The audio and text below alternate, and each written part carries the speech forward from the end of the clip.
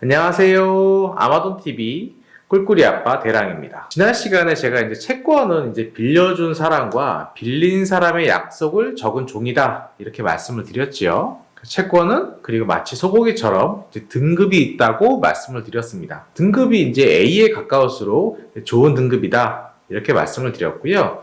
오늘은 채권과 금리에 대해서 좀 이야기를 좀 나누어 보려고 합니다. 전혀 어렵거나 복잡하지 않으니까 편안하게 들어주시면 됩니다. 지난 11월 달에 한국은행에서 기준금리를 올렸다는 뉴스가 나왔습니다. 기준금리가 0.75에서 1.0으로 0.25% 올렸다는 그런 내용입니다. 일상이 바쁘시다 보니까 대수롭지 않게 크게 넘길 수 있는 그런 뉴스인데요. 금융 경제 분야에서는 상당히 중요한 화두였습니다. 특히 채권 시장에서 아주 크게 영향을 미치는 큰 소식이었습니다. 기준금리 어렵게 생각하지 마시고 보통 기준금리가 오르거나 내리거나 하면 은행에서 문자가 옵니다. 받아본 분들 많으실 텐데 기준금리가 오른 그 다음 날에는 대출 쓰시는 분들, 특히 변동금리 대출을 쓰시는 분들은 은행에서 굉장히 친절한 문자 메시지가 옵니다. 띵동, 고객님의 대출금리가 올랐습니다. 쉽게 설명을 하면 한국은행에서 금리를 올렸으니까 시중에 있는 일반 은행들도 금리를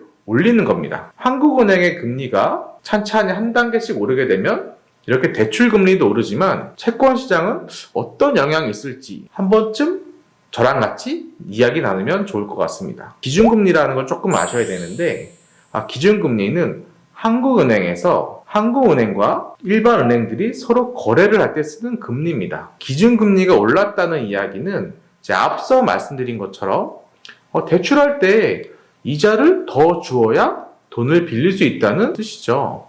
그래서 기준금리가 0.75에서 1%로 올랐다는 것은 과거에는 0.75%를 빌렸던 돈이 이제는 1% 이자를 주어야 돈을 빌릴 수 있구나.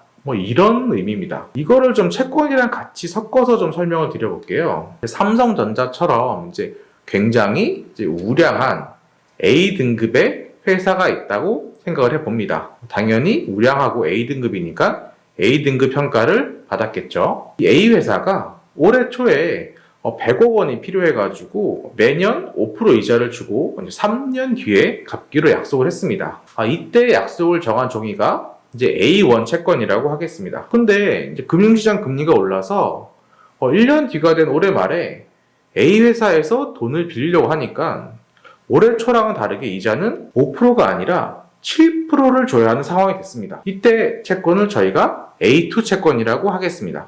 그러면 100억 원을 빌렸고 3년 뒤에 갚는다는 약속도 똑같고 회사도 A 회사로 동일하고 등급도 A 등급인데 금융시장의 금리 상황에 따라서 A1 채권은 이자가 5%고 A2 채권은 이자가 7%입니다. 좀 다르죠, 이자만. 이상하다. 그 A1, A2 무슨 차이가 있지?